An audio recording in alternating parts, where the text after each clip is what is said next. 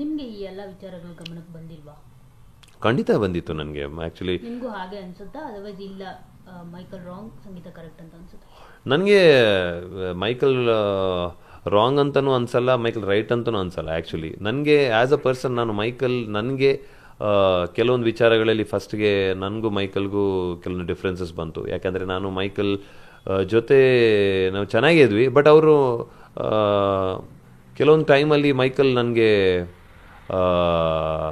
Like dominate ಮಾಡ್ತಾ ಇದ್ದಾರೆ ಅಥವಾ ಏನೋ ಮಾತಾಡ್ತಿದ್ದಾರೆ, ಅವರು ರೆಸ್ಪೆಕ್ಟ್ ಕೊಡ್ತಾ ಇಲ್ಲ ಅಂತ ನಾನು ಅದನ್ನ ಕೇಳಿದ್ದೇನೆ ಕೂಡ. ಅದಕ್ಕೆ ಅವ್ರು ಹೇಳಿದ್ರು ರೆಸ್ಪೆಕ್ಟ್ ಇಸ್ ಗೇನ್ಡ್ ಅಂತ ಹೇಳಿದ್ರು ಒಂದು ಪಾಯಿಂಟಲ್ಲಿ.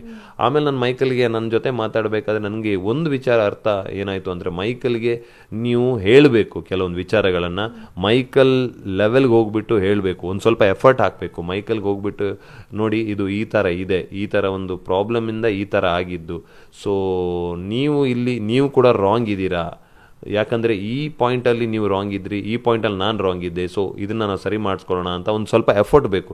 ಈ ಎಫರ್ಟ್ ಹಾಕಿದರೆ ಮೈಕಲ್ ಅರ್ಥ ಆಗತ್ತೆ. ಬಟ್ ಈ ಎಫರ್ಟನ್ನು ಸಂಗೀತ ಹಾಕಕ್ಕೆ ರೆಡಿ ಇಲ್ಲ. ಕೆಲವೊಂದು ಕಡೆ ಸಂಗೀತಾಗೆ ಮೈಕಲ್ ಜೊತೆ ಚೆನ್ನಾಗಿರ್ಬೇಕಂತ ಇದೆ, ಯಾಕಂದರೆ ಅದು ಪದೇ ಪದೇ ಹೇಳ್ತಾರೆ ಅವರು, ನನಗೆ ಅದು ಅರ್ಥ ಆಗುತ್ತೆ. ಬಟ್ ಈ ಎಫರ್ಟ್ ಹಾಕೋಕ್ಕೆ ರೆಡಿ ಇಲ್ಲ. ಈ ಎಫರ್ಟ್ ನಾನು ಹಾಕಿದ್ದೀನಿ ಮೈಕಲ್ ಹತ್ರ ಹೋಗ್ಬಿಟ್ಟು ಈ ಕೇಕ್ ಅಂತ.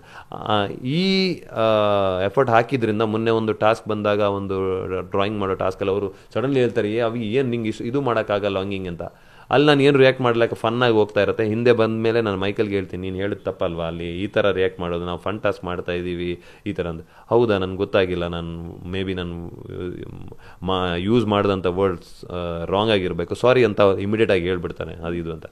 ಸೊ ನನಗೆ ಅದೇ ಮೈಕಲಲ್ಲಿ ರಾಂಗ್ ಅಂತಲೂ ಅನಿಸಲ್ಲ. ಇಲ್ಲಿ ಈಗೋ ಕ್ಲಾಶ್ ಏನಿದೆ, ಗೇಮ್ ಆಫ್ ಈಗೋ ಆಗ್ತಾ ಇದೆ ಅಷ್ಟೇ. ಸಂಗೀತ ಅವ್ರದ್ದು ನಿಜವಾಗ್ಲೂ ಡಾಮಿನೇಟಿಂಗ್ ನೇಚರಾ ಹೇಗೆ? ಸಂಗೀತ ಅವ್ರದ್ದು ಒಂದು ಕ್ಯಾರೆಕ್ಟರ್ ವೈಸ್ ನೋಡಿದ್ರೆ ಒಂದು ಐ ಥಿಂಕ್ ಅವರಿಗೆ ನಾನು ಫಸ್ಟ್ ಬರಬೇಕು, ನಾನು ಇದನ್ನು ಗೆಲ್ಲಬೇಕು, ಇದನ್ನು ನಾನು ಲೂಸ್ ಆಗಬಾರ್ದು, ನನಗೆ ಇದರಿಂದ ನನಗೆ ಇದು ಏನು ಬೆನಿಫಿಟ್ ಬರಬೇಕು ಅನ್ನೋ ಒಂದು ಕ್ಯಾರೆಕ್ಟರ್ ಇದೆ.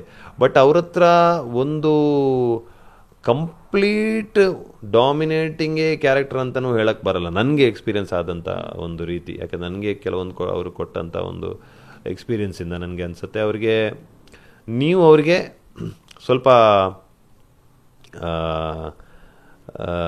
ಫ್ರೆಂಡ್ಶಿಪ್ ಲೆವೆಲಲ್ಲಿ ಹೋಗಬೇಕು.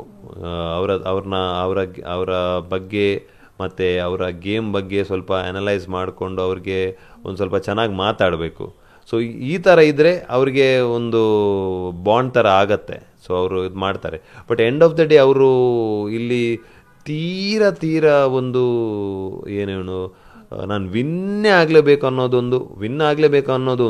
ಒಂದು ಓಕೆ, ವಿನ್ ಆಗಬೇಕು, ನಾನು ಮಾಡ್ತೀನಿ ಅಂತ. ಇಲ್ಲಿ ನಾನು ವಿನ್ ಆಗಬೇಕು, ವಿನ್ ಆಗಿಲ್ಲ ಅಂದರೆ ಝೀರೋ, ನಾನೇ ಲೈಫಲ್ಲಿ ಝೀರೋ. ನಾನು ವಿನ್ ಆಗಲಿಲ್ಲ ಅಂದರೆ ನಾನು ಬಿಗ್ ಬಾಸ್ ಮನೆಗೆ ಬಂದು ಏನೂ ಮಾಡಿಲ್ಲ, ನಾನು ಲೈಫಲ್ಲಿ ಎಲ್ಲ ಕಳ್ಕೊಂಡ್ಬಿಟ್ಟೆ ಅನ್ನೋ ಒಂದು ತಲೆಯಲ್ಲಿ ಹೋಗ್ಬಿಟ್ಟಿದೆ. ಅದು ನಾನು ಅವ್ರಿಗೆ ಹೇಳಕ್ಕೆ ಟ್ರೈ ಮಾಡಿದೆ ಒಂದು 2-3 ಸರಿ. ಆ ಆ್ಯಟಿಟ್ಯೂಡಿಂದ ಅವ್ರು ತುಂಬಾ ಐ ಥಿಂಕ್ ಡಿಸ್ಟರ್ಬ್ ಆಗ್ತಾ ಇದ್ದಾರೆ, ಮತ್ತು ಆ ಆ್ಯಟಿಟ್ಯೂಡಿಂದ ಆ ಡಾಮಿನೇಟಿಂಗ್ ಕ್ಯಾರೆಕ್ಟ್ರು ಬರ್ತಾ ಇದೆ. ಬಟ್ ಅದರ್ವೈಸ್ ಅವ್ರ ಹತ್ರ ಒಂದು ಫೈಟಿಂಗ್ ಸ್ಪಿರಿಟ್ ಅಂತೂ ಡೆಫಿನೆಟ್ಲಿ ಇದೆ.